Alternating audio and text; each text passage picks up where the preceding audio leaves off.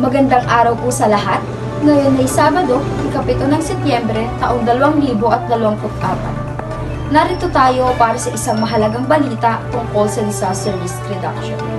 Ito ay tumutukoy sa mga pamamaraan kung paano mababawasan ang dalang kapahamakan at masamang epekto ng mga kalamidad, natural man o tao ang may sanhi.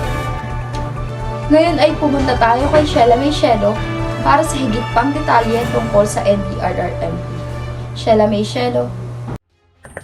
Salamat, Nico. Ang National Disaster Risk Reduction and Management Plan ay isang mahalagang bahagi ng gobyerno na naglalayo na makamit ang ibinabahaging layunin ng Ambisyon Natin 2040. Ito rin ay patuloy na nagsisilbing gabay sa ating bansa tungo sa paghahanda at pagtugon sa panahon ng kalamidad at sakuna.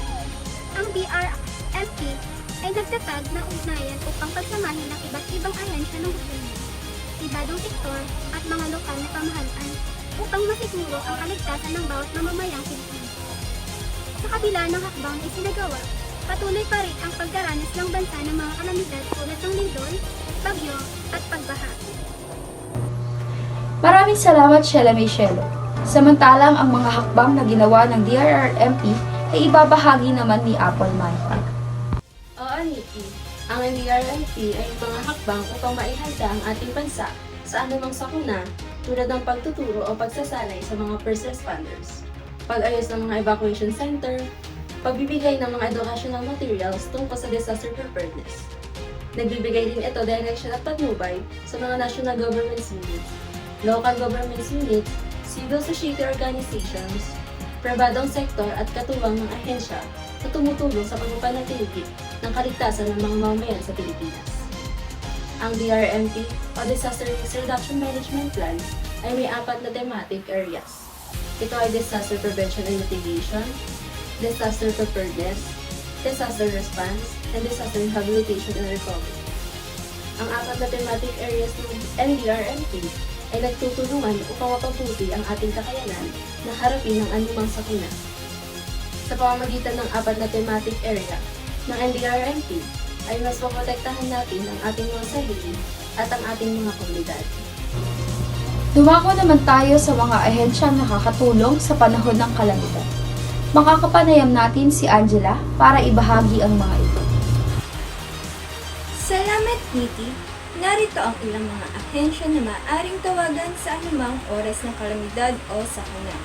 Bureau of Fire Protection, Philippine Atmospheric, Geophysical and Atmospherical Services Administration, National Disaster Risk Reduction and Management Council, Philippine Institute of Volcanology and Seismology, Department of Health, Department of Interior and Local Government, Metropolitan Manila and Development Authority, Department of Public Works and Highways, and Department of Environmental and National Resources.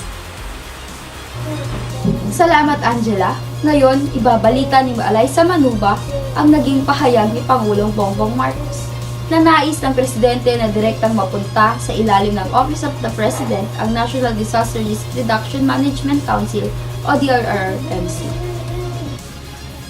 Nais ni Pangulong Bongbong Marcos na direktang mapunta sa ilalim ng Office of the President ang National Disaster Risk Reduction and Management Council upang mapahusay ang pagtugon ng gobyerno tuwing may kalamidad at sakuna.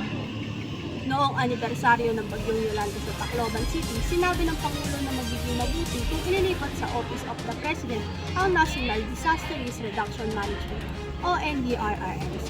Pinaniniwalaan ng Pangulong mahalagang bigyang prioridad ang pagtugon sa mga sakuna dulot ng climate change. Bagamat pinuri niya ang NDRRMC, sinabi niyang mas epektibo kung ang Office of the President ang mamamahala, lalo na sa mga mabilisang desisyon.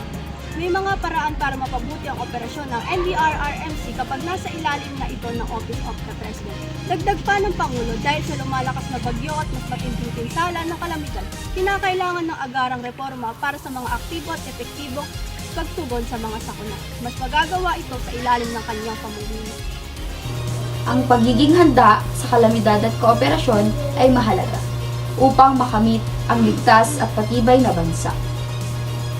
Magbabalik kami sa iba pang balita kaya't manatiling nakatutok. Muli, ako si Nikki Ann Santos para sa Balitang Active.